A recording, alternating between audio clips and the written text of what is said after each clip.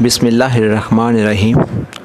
محدث کبیر حضرت ابراہیم بن محمد الجوینی الحرسانی رحمۃ اللہ علیہ اپنی شرح آفاق کتاب فرائض الصمتین فی فضائل المرتضیٰ والبطول والسبتین، جس کا اردو ترجمہ نور الثقلین کے نام سے ہے، اس میں ایک حدیث نقل کرتے ہیں۔ آپ روایت بیان کرتے ہیں امام حسین علیہ السلام سے، وہ اپنے والد حضرت علی کرم اللہ وجہہ الکریم سے روایت بیان کرتے ہیں کہ رسول کریم صلی اللہ علیہ وآلہ وسلم نے فرمایا، اے علی، میں نے اپنے رب سے 5 چیزوں کا سوال کیا، بس اس نے وہ مجھے عطا فرمائیں۔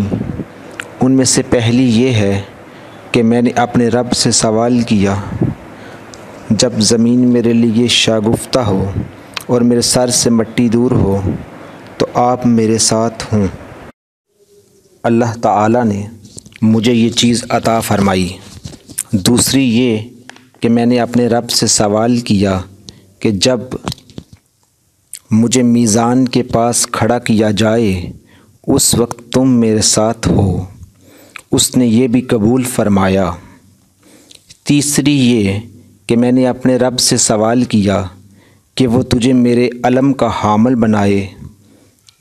وہ اللہ کا سب سے بڑا جھنڈا ہے، یعنی لواء الحمد۔ اس کے سائے تلے فلاح پانے والے اور کامیاب لوگ جنت میں جائیں گے۔